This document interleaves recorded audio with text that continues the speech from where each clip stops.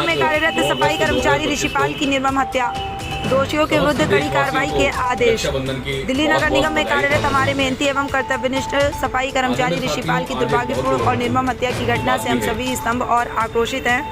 ये न केवल मानवता पर एक धब्बा है, बल्कि हमारे समाज में सफाई कर्मचारियों की सुरक्षा को लेकर गहन चिंता का विषय भी है।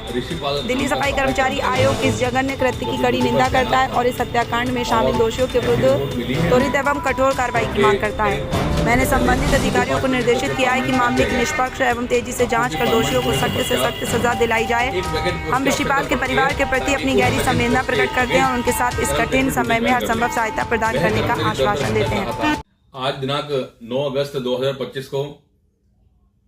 समस्त देशवासियों को रक्षाबंधन की बहुत बहुत बधाई और शुभकामनाएं। आदरणीय साथियों, आज एक बहुत दुख की बात भी है। जमनापार में वार्ड संख्या 221 जो पहले 246 हुआ करती थी, वहां ऋषिपाल नाम का सफाई कर्मचारी था जो अपनी ड्यूटी पर तैनात था। और ऐसी रिपोर्ट मिली है हमें कि करीब 5-6 महीने पहले उनको डिपार्टमेंट की तरफ से परमानेंट कर दिया गया था। अब चूंकि परमानेंट होने के पश्चात एक वैकेंट पोस्ट की आवश्यकता पड़ती है ताकि उस वैकेंट पोस्ट के अगेंस्ट कर्मचारी में ड्यूटी ज्वाइन कर ले। वह कर्मचारी दर दर भटक रहा था और इसी दौरान उनके जो संबंधित एएसआई थे वहां अशोक चौटाला जी, उनके साथ कुछ कहा सुनी होने के पश्चात उन्हें ज्योति नगर पुलिस स्टेशन में बंद करवा दिया गया, जहां कुछ समय पश्चात उनके जो भाई हैं अजीत जी, उन्हें ज्योति नगर थाने की तरफ से एक फोन गया कि भाई आपका भाई यहां पे है और उसको ले जाओ। जब उसका भाई वहां पहुंचा तो उन्होंने देखा कि थाने के दूसरी तरफ, माल खाने के भी दूसरी तरफ, वहां उसके भाई को फेंक रखा था मारपीट करके। उसके भाई ने जब उससे पूछा कि तुम्हारे साथ क्या हुआ, उसमें थोड़ी बहुत सांसें उसके अंदर बची हुई थी। तो उसने बताया कि ये जो यहां नितिन नाम का कांस्टेबल है इसने, और जो एएसआई है लोकेंद्र नाम का इसने, और मेरा जो एएसआई है अशोक चौटाला, इन तीनों ने मुझे बहुत बुरी तरीके से पीटा है और अब मैं बिल्कुल निढाल हो चुका हूं। लेकिन उसके भाई ने हिम्मत नहीं हारी, फिर भी उन्हें जीटीबी अस्पताल ले जाया गया, जहां डॉक्टरों ने उनको ब्रॉड डेड यानी मरे हुए व्यक्ति को यहां पे लेकर आयो ये लिखकर वापस भेज दिया। यह बहुत दुख की बात है कि एक सफाई कर्मचारी को वैकेंट पोस्ट ना मिलने के कारण, और वहां के जो कर्मचारियों ने भी बताया है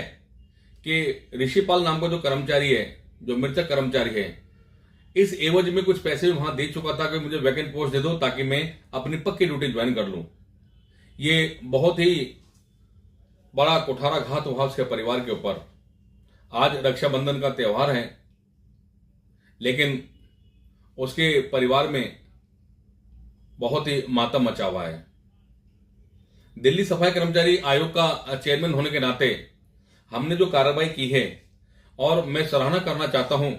हमारे जो ट्रेड यूनियन लीडर्स हैं, उन्होंने कल वहां मौके पर पहुंचकर जिस प्रकार से थाने में जाकर और अधिकारियों से मिलकर भी इस मामले का पटाक्षेप करने की कोशिश की है। चूंकि मामला बहुत ही गंभीर है, इसलिए हमने अपनी प्रदर्शन शक्तियों का इस्तेमाल करते हुए कंसर्न डीसीपी को भी